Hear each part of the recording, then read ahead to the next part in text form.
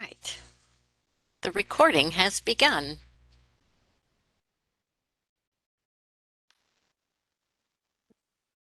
Hello, everyone.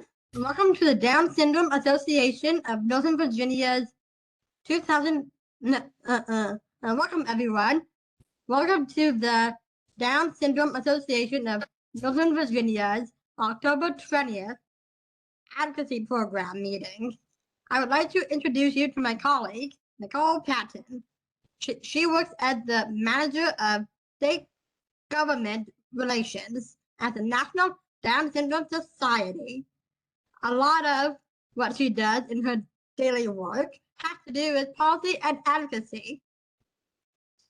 On the state level, she is active in getting self-advocates involved with the National Down Syndrome Society's advocacy initiatives, which include the DSANV Advocacy Program and various action awards.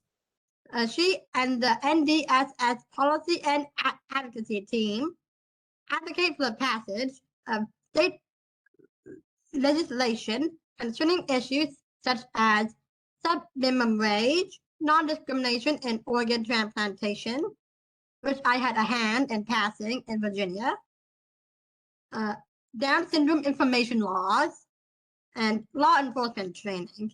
Let's give my colleague Nicole Patten a warm round of applause. Oh, thank you, Charlotte, for that lovely introduction. I'm really excited to be speaking with you all today. So as Charlotte mentioned, my name is Nicole Patten. I am the manager of state government relations at the National Down Syndrome Society. And you all know the lovely Charlotte Woodward, but I have her here because I'm going to definitely call on her later to talk about her bill that's at the federal level. So I'm really excited to be with you all today. Just a little bit of background about me. I've been with the National Down Syndrome Society now for 5 years. Previously, my role was manager of grassroots advocacy. Oh, sorry. Can y'all hear me? Okay, great. Sorry, I saw that message and I thought that meant that he couldn't hear me, but so my apologies. So I started with the National Down Syndrome Society about 5 years ago. My previous role was manager of manager of grassroots advocacy. And I was in that position for 4 years before I moved over to state government relations about a year ago. My connection to the disability community is that my youngest brother is autistic. So I'm really excited to meet with individuals with disability, with all kinds of disabilities, especially in the Down syndrome community, and work for policy solutions that'll possibly impact the lives of people with Down syndrome and their families. So I'd like to just start real quick with an overview. I'm sure many of you are familiar with NDSS, but just if you aren't familiar, the National Down Syndrome Society is the leading human rights organization for all individuals with Down syndrome. And we envision a world in which all people with Down syndrome have the opportunity to enhance their quality of life, realize their life aspirations, and become valued members of welcoming communities.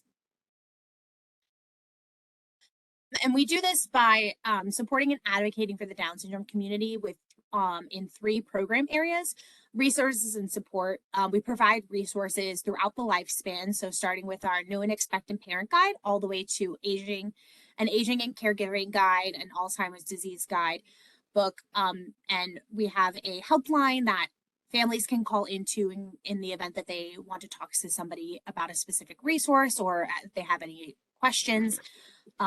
We have a network of 350 something affiliates across the country. So we're able to work with them to provide the support needed for families across the country. The second part of our programming is where I come in, policy and advocacy. So I support our policy team by working on state legislation with my colleagues. My colleague Bart, he's our senior director of public policy, and we have my colleague Anna, who is our manager of public policy. She oversees our DS Ambassador program and other advocacy avenues. And we work to advance public policy solutions at the federal, state, and local level. And community engagement. So this encompasses our Buddy Walk program, which many of you might be familiar with, our charity racing events, and New York City Buddy Walk, and a multitude of other program areas. Here's what we're here to talk about today: advocacy. Now, I understand that to many people, advocacy can be kind of this scary word. So I thought it'd be great for us to just kind of define what advocacy is. So Merriam-Webster defines advocacy as to support or argue for a cause, a policy, or to plead in favor of. So I think one of the things to keep in mind is that, sometimes when we typically think about advocacy, we think it may be in the context of policy and laws, but we advocate in a variety of different ways throughout, our life. So whether that's, if you have a child with Down syndrome and you are working on their IEP, you advocate by asking questions and raising concerns about what kind of practices the school is working on, and asking for help. You advocate for yourself if you go and you ask for a raise at work. Here's all the good things that I've done this year, and here's why I deserve, more money. When you have maybe a conflict, or you're having some kind of conflict resolution with a husband, a wife, a partner, a family member, we argue because we're having something that we believe in, or we have a disagreement about something, and we're expressing to one another why we're doing that. And educating the community about having a kid with Down syndrome, or having a disability, right? When you share that information with the community, that's advocacy, to show support for a community, to continue to engage. So it's really important to just not think about advocacy in the context of policy, but in all the other ways that we can advocate. My colleague Kayla, she defines advocacy as, to me, it means sharing your voice and being able to tell your story. Your personal story is what matters the most, because it's what separates you from others, because your story is unique to you. And I think that that's really important to share, because that is what advocacy is: sharing your journey, showing the world kind of what you've done and what you're going through. And especially that translates not into just, with one another and with the general the general population, but with legislators as well. So when we think about advocacy in the context of policy, or in general, there are some key things that we want to think about. Where are we advocating? Is it at the federal level, the state level, the local level? What are we advocating for? What are we talking about? Where, and that's the next bullet point. But I think that your messaging is going to be a little bit different in how you communicate that, kind of depending on where you are. Who are you saying it to, and how you're saying it are all things to think about, because how maybe you talk to your IEP team, or how you talk to your husband and wife or your partner, is not going to be the same as how you talk to a legislator, right? So these are just a variety of things that you want to think about when you start your advocacy journey.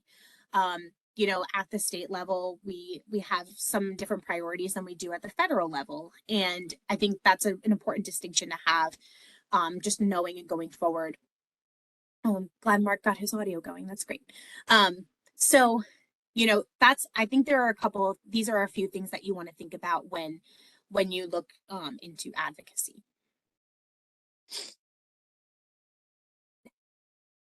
So as an organization, NDSS advocates across systems and institutions. So I mentioned, individual, federal, state, and local levels. And we have different policy priorities in all of these different areas. So our messaging is a little bit different depending on where we're advocating. We also advocate across content areas, whether that's education, employment, health and wellness, economic, financial security, community integration, and more. And I'm going to get into kind of what our legislative priorities are. But it's really important in the context of telling your story that when you advocate for yourself, and when you do policy advocacy, that your story kind of connects to the ask. So what are we asking the legislator for? We're asking them to either pass something that has to do with subminimum wage, and sharing your story about why you believe competitive integrated employment is important. Or in the context of Charlotte, for example, Charlotte, and I don't want to share Charlotte's story because Charlotte can do this way better than I can. But when we advocate for organ transplant discrimination legislation, we point to Charlotte because she has such an incredible story to share about her journey getting a transplant that it resonates well with the audience that we're talking to, whether that's a legislator, whether that's the United Network of Organ Sharing, right? That all these things come into play when you think about advocacy. And across different types of public policies. So I mentioned earlier too, our legislative priorities. We have different legislative priorities, but we also advocate on regulatory and sub-regulatory guidance. So, working with departments like the Center for Medicaid Services or the Department of Health and Human Services at the federal level and at the state level. You all would be probably familiar with DARS. That's these are, and each of these departments kind of issue out regulatory guidance when a bill comes into law. So that's kind of how we kind of function as a policy team. That also includes funding. So appropriations asks, ensuring that funding is going to a particular group of a group of people or organizations such as NIH, institutional policies and practices. So these are kind of all the different ways that we advocate. So I wanted to talk to you because I mentioned earlier that not all advocacy is policy. So here are some other examples of ways that you can advocate at the local level. Going to a local school board meeting, and hearing about what kind of policies they're putting into place, and just participating and listening in. I think it's really important for families to, what's going on in your child's school, or what's going on in your school. Like, how can you learn more? How can you be involved? The Chamber of Commerce is another one, that works with small businesses. I think there's a lot of opportunities there for families to learn about, what small businesses in your area are doing and how you can get involved in that kind of regard. Obviously, the one that we talked about too is elected officials. So, whether that's advocating for policy solutions or, working with them, mostly on legislative priorities. I think it's really important to make sure that they're included kind of in your advocacy journey. I think one of the other things that's important too, especially about elected officials, is getting them familiar with the community. When you go and share your story, I think one thing I typically suggest to organizations if they host a buddy walk is to invite elected officials. If you're hosting a local event of some kind, inviting your representative, your state or federal representative to come and join you at this event. There's no legislative ask. There's a lot less pressure I feel, for many people who think that, going into an office and talking about policy is a little scary. So this is a really great way for them to become familiar with the community, and they get to talk to everybody and learn more. And that's how you start building these relationships. Disability groups, obviously DSANV has done a spectacular job in, local advocacy and policy and, hosting these kinds of events. But there are also other disability groups, that are also doing similar advocacy things like the ARC. Autism Speaks has local chapters. There are a number of different organizations that are probably local, or even you guys are so close to DC, so there's definitely opportunity there to kind of look at what other organizations are doing, what are they advocating for, and how you all could be involved. And hosting a First Responders Day. So it's kind of something similar to, elected officials. Another way, something that we advocate for as an organization is safe interactions with first responders. So if you're having a buddy walk, or if you're hosting some kind of community event, or having a board meeting, I think something to keep in mind or something to consider, or if you're having just a fundraiser for DSANV, inviting first responders, inviting elected officials to these events, so that way they can, again, become familiar with the community, learn more from you, and you're able to share your story in a way that's a lot more comfortable, and they can meet a ton of other members of the community. So I'd like to also talk about some opportunities for state advocacy, and that includes elected state officials, having meetings, talking about the legislative priorities, about things that are important to you. Everybody, every state has different priorities that we as an organization advocate for. So it's important to kind of, if there's something that you see, in your state that you want to change, to reach out to organizations like ours, and keep us in the loop about what's happening, so we can work together and collaborate on these policy solutions. Your state board of education. So it's not just working with elected officials, it's also talking to the board of education or state departments or agencies like the VA, Department of Behavioral Health and Developmental Services. These are all organizations that work directly with our community, who will put out they'll put out particular maybe guidance, or they'll send out newsletters about what they're working on, or they will send out information for public comment on certain issues. And that is exactly where people need to be. The community, we really need the community to come out and talk to these agencies. And obviously, of course, this could be overwhelming and scary. And that's why where organizations like ours can be really helpful. You can reach out to us and you can say, hey, I saw that the VA Department of Behavioral Health and Developmental Services is putting something out, or DARS is putting out something about Medicaid. And we think that maybe this might negatively impact services in Virginia. What should we say? How should we say it? Or and these are all things that you can consider, but that's where organizations like ours come into play, where you can reach out and we can help you kind of draft comment. We can also work with you to share more, share with the community, so that way we become a force together, so that everybody is aware of what's going on. And we do that. We want to do that in partnership with organizations like DSANV, because, they have the local community contacts. And, if we see something happening, we need to be on it, right? We want to make sure that we're impacting policy and changes that positively impact, you or your loved ones' lives. So we really emphasize that we're really here to help particularly on these issues. And I already kind of talked about state disability groups. Getting in touch with the local DD Council, the Virginia Board for People with Disabilities, is another way. While the DD councils, they can't actually participate in policy, they may be aware of policies that are going on, and may want to rely on groups like NDSS or DSANV, or on advocates like you in the community, who would be able to go and advocate on behalf of legislation. And some opportunities for federal level advocacy include engaging with members of Congress, very similar to advocating at the state level, right? It's a similar, I shouldn't say it's the same, because it's not, right? We just talked about that advocating at the state level and advocating at the federal level, you're going to have a little bit of different messaging.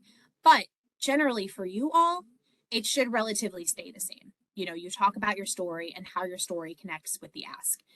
Whether that's sub-minimum wage, organ transplant, etc. And if it's not you, it's somebody and you share their story, as long as you have permission from them. Just make sure that we're connecting your story with the ask, right? So the United States departments and agencies, very similar again. Sometimes they will put out requests for comments from the public, so they really want people to make comments. We recently did a big policy push about an Alzheimer's drug, and there were no individuals with Down syndrome included in these trials.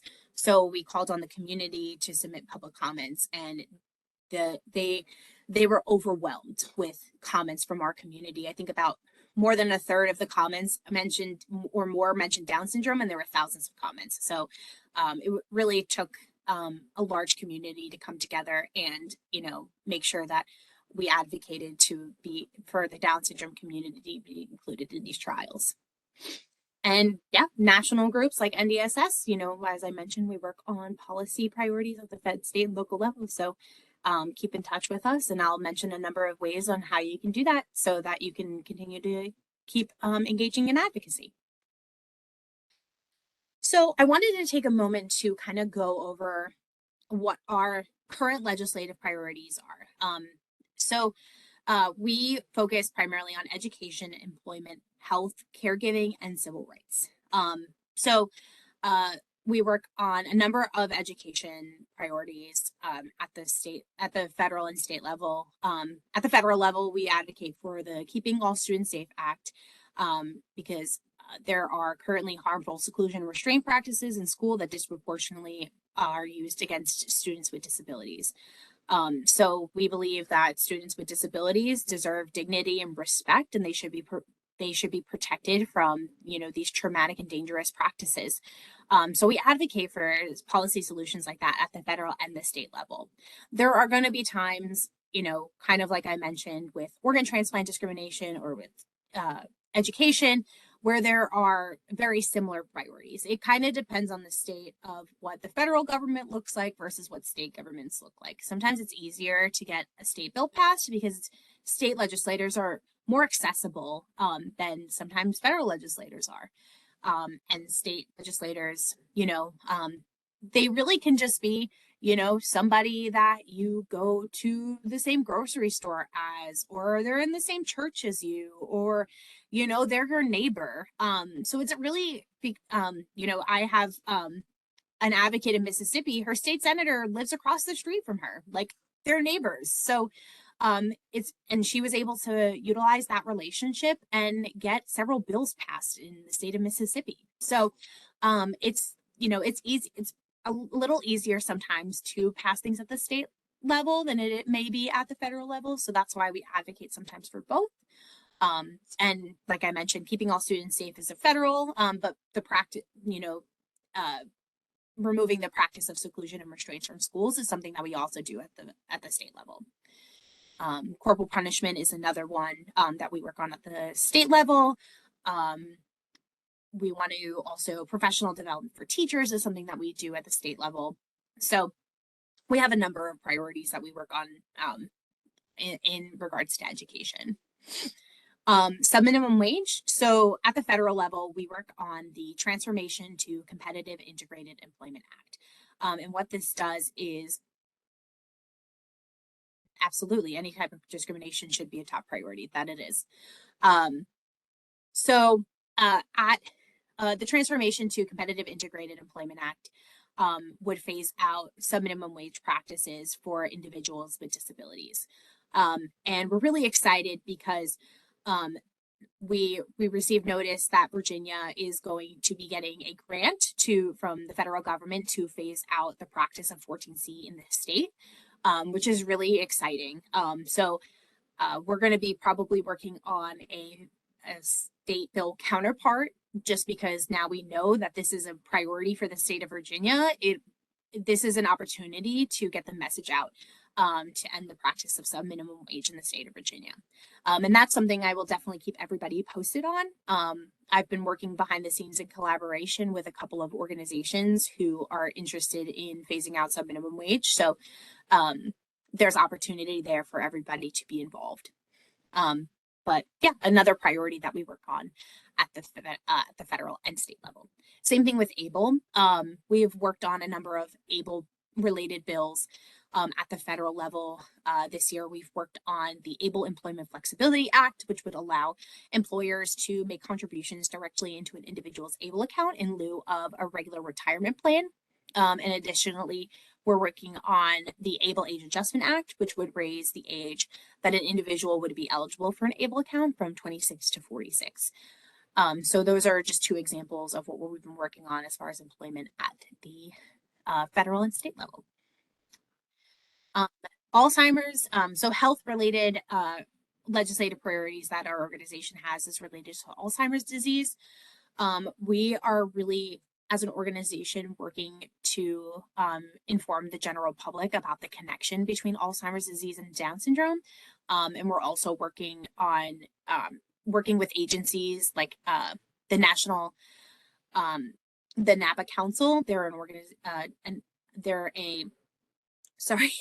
they are a advisory council that works on Alzheimer's related policies. So that's at the federal level, and we're also looking at what our priorities would be at the state level in reference to Alzheimer's disease. We also work at the federal and state level on organ transplant discrimination. And this is where I'm going to kick it over to Charlotte, because I want her to talk about what we're doing at the federal level in reference to organ transplant discrimination. Well, as you may know, I am the face of Organ Transplantation and Discrimination Prevention Act bills, which are hooray in the U.S. Congress, and it seeks to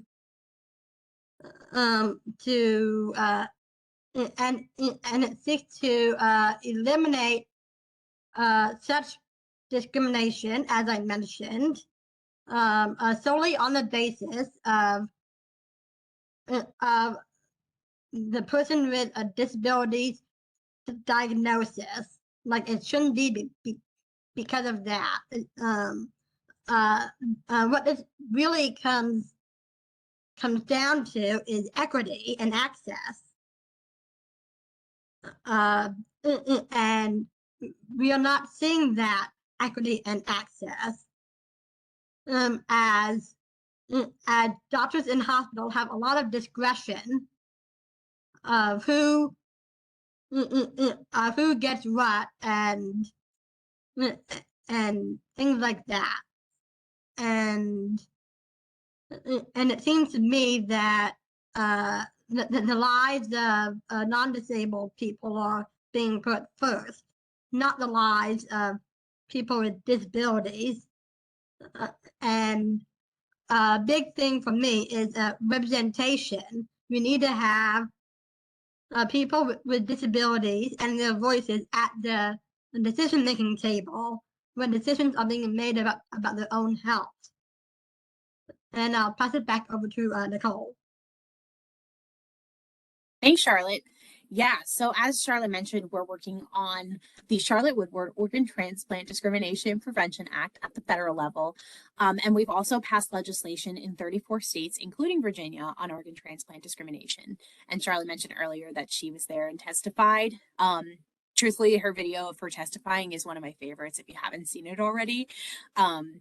When they had asked if there were any objections, one of the people of the General Assembly said, "You've got to be kidding me." And everybody in the room started laughing because, you know, how could you object to what Charlotte had shared about herself and her journey? So it was really, really exciting to see that be passed unanimously and then signed into law that same year. And then we also work on some federal legislation, and we're opening and working on our state priorities for caregiving. But at the federal level, we're working on the Autism Family Caregivers Act. It would provide families for members of children with autism or other developmental disabilities caregiving training aimed at improving the mental and physical well-being of those that they care for. The training courses would include instruction on implementing routines and home activities that address communication skills, daily living skills, social skills, and other and behavioral management. And we know that there's a difficulty that caregivers face. So it would provide them with the training and support that they need to provide the best possible care. And then you know, we had mentioned earlier, all civil, you know, everything that we do is in the context of protecting civil rights for individuals with Down syndrome and other disabilities. So we work on marriage equity. There's federal legislation called the Marriage Access for People with Special Abilities Act that would allow two individuals who have a developmental disability be able to get married without the risk of losing SSI. There's currently an asset limit on individuals who receive SSI. If you are single, you can only have $2,000 in assets. If you are married, you can only have $3,000 in assets. So that bill would address this inequity. And we really promote, and this one is primarily a state-focused effort, but we really work on promoting safe interactions with first responders. After the death of Ethan Saylor in 2013, our NDSS had worked to develop a training for law enforcement agents, to law enforcement and first responders, to promote safe interactions with individuals with ITD. So at the time, NDSS played a key role in passing the Ethan Saylor Alliance legislation. So the Ethan Saylor Alliance was established to promote self-advocate involvement in training with first responders. And so also with other law enforcement agencies. So it's a collaborative network group to promote self-advocate training. And we also collaborated with stakeholders, such as the Department of Justice. As I mentioned too, advocacy can take on multiple avenues. So in this case, we worked with the Department of Justice, Community Relations Service to develop the DOJ Intellectual and Developmental Disabilities Awareness Training for law enforcement. And we're still working on training law enforcement, whether that's, as a community effort or whether that's through legislation across the US. So here is where I ask everybody to pull out their phones and to scan this QR code. So if you want to be involved in advocacy and policy, but you really don't know where to start and you don't feel comfortable with talking about legislative priorities or talking about policy, one, that's NDSS's job. You don't ever have to feel like you need to be an expert in policy in order to advocate.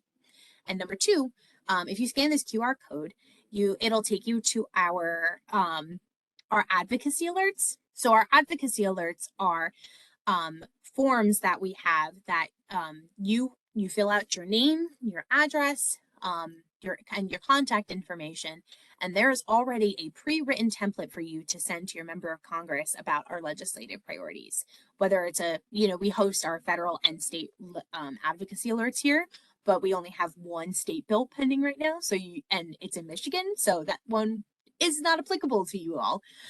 So we still have a number of pending federal priorities. We have a number of federal priorities currently pending right now where you can easily you put in your information and you're able to send a message. And that's advocacy. It's really, really easy, which I know, again, can be super overwhelming to some, but even something as simple as sending a message to your member of Congress is still really important in everything that, in any kind of advocacy capacity. Ooh, where am I at? Okay.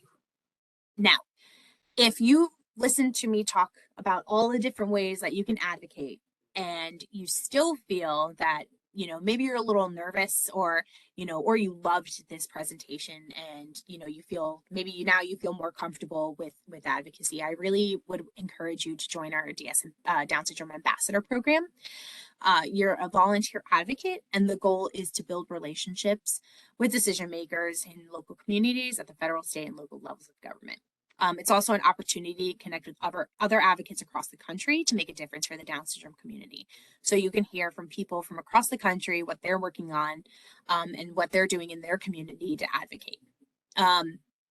We estimate that the commitment is about 2 to 4 hours a month and that you attend our quarterly meetings and our optional monthly trainings. And this is a really great way for people who are maybe new to advocacy and really want to be involved to become familiar with become even more familiar with our priorities and with how NDSS advocates. And the trainings, they're definitely helpful. So you can kind of learn all about whether it's going to be a particular issue area or if it's about state versus federal. It's an opportunity to just continue to gain the knowledge and feel more support. And especially when you're a part of the ambassador program, you have direct contact with our staff. So, if there's a question or if you need to you can send us an email if you say, hey, I was looking at either this bill or I heard about this issue. You have a contact with our team and you can reach out and ask. And if you're interested in applying, here is a QR code for you. We love QR codes. This is our new thing at NDSS, putting QR codes in everything. So I'll leave that up there for a moment, but my colleague Anna is running our DS Ambassador program, and she's fantastic. She has so many big plans coming up about trainings, and you know, she's really, you know, taken the DS Ambassador program, which is something that I was working on in my previous role, and she's really taking it and just making it so much better for the community. And I'm really excited to see where she goes, and you know, be a part of these you know, be a part of these trainings, and be a part of seeing her make the changes. So, and then I will talk about, so now you all live pretty close proximity to DC, and I really do encourage everybody to come to the Down Syndrome Advocacy Conference. You may have previously heard about it. It used to be called Our Buddy Walk on Washington, but now we've changed that and modified it to become even bigger and better than before. The conference is from April 17th to the 19th, and we'll have some optional pre-conference learning sessions.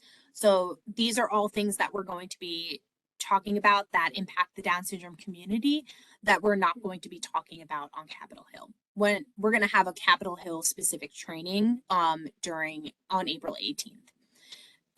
But these pre-conference sessions, there's going to be an employment session, there's going to be a NIH session, there's going to be an education session. So you can learn all about kind of what our organizations are, you know, our organizations, meaning we are doing this in partnership with our advocacy partner, NDSC, Global, DSAIA, and LuMind. So this is going to be a collaborative effort between our organization and theirs to continue to educate the community on things that we are working on as organizations and our legislative priorities. So you have those optional pre-conference learning sessions. We're also really excited about, we're having a self-advocate session as well, and just to learn more about self-advocacy, to get people comfortable with, you know, going to these Hill meetings. So that's, and sharing your story. So that's going to be a really great session as well. On the second day of the conference, that's going to be a discussion of all of the things that we're going to be going to Capitol Hill and talking about. So what our legislative priorities are going to be. We have a vague idea of what those are going to be, but because January starts a new Congress, and so those are going to be TBD, but we're probably going to be talking about sub-minimum wage and organ transplant discrimination and NIH funding. So general ideas and topics, but those are all going to be, of course, TBD pending the new Congress coming this January, after, and you know, elections and things like that, the fun things. And then on the 19th, everybody is going to be set up to go to a meeting on Capitol Hill with their member of Congress and their senators. And I have to say, I know that this, again, we've been talking about this, but I've run this event for a few years now, so I would get a lot of feedback from the community that this is a really great, even though it seems overwhelming, it's a really great beginning to, if you're interested in advocacy, because we talk about, you know, our policy priorities, and we talk about being comfortable going to a meeting on Capitol Hill, and there's going to be some options to do, you know, some one-on-one discussion with your groups and some role play involved. So, you know, we really want to make everybody as comfortable as possible going to the Hill. And I've gotten some feedback from people who are like, I was really, really nervous about my first meeting, and then I went, and then it felt like it was nothing. And I was like, and that's exactly what we want to do. We want to make people as comfortable as possible, because it's so important to be involved in the advocacy and policy space, and advocate for legislation that'll positively impact people with disabilities. So if you're interested, you can use this QR code just to learn more. I'll leave that up for a moment or two.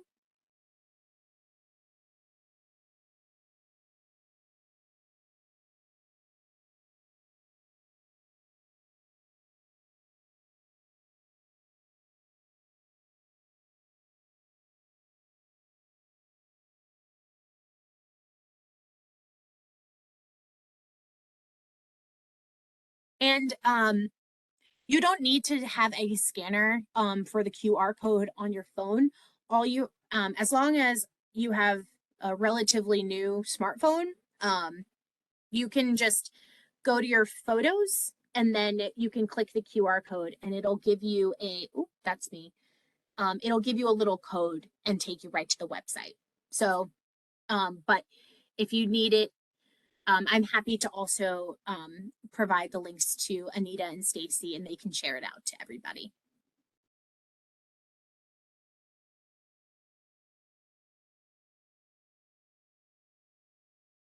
But all right, and that about wraps up my presentation. Thank you again so much to DSANV for having me, and I'd be happy to answer any questions or you know, anything that I didn't get to in the chat.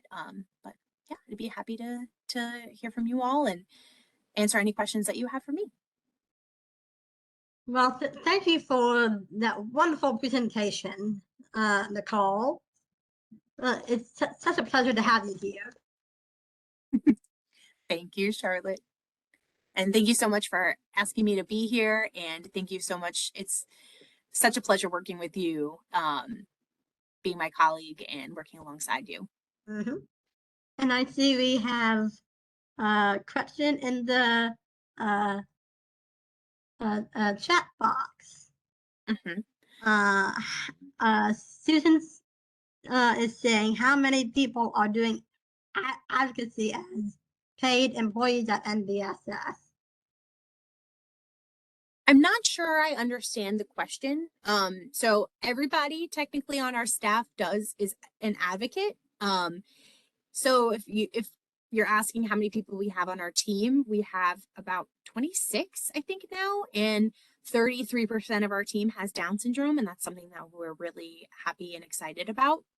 If you're talking in the context of our policy team, we only have 4 individuals on our policy team. It's myself, my colleague Bart, and my colleague Anna. And we have a pseudo colleague named Jess. She's our our senior manager of education programs. And she does some kind of policies, like policy in the context of legislation, but not really. So, but yeah.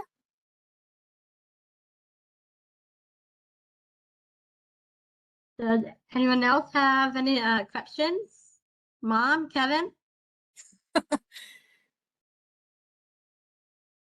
Pretty sure they don't have any questions. They're in the day-to-day of you working at NDSS, Charlotte, so they know what we do. Kevin is saying that you did a great job. Oh, thank you, Kevin. It's very nice.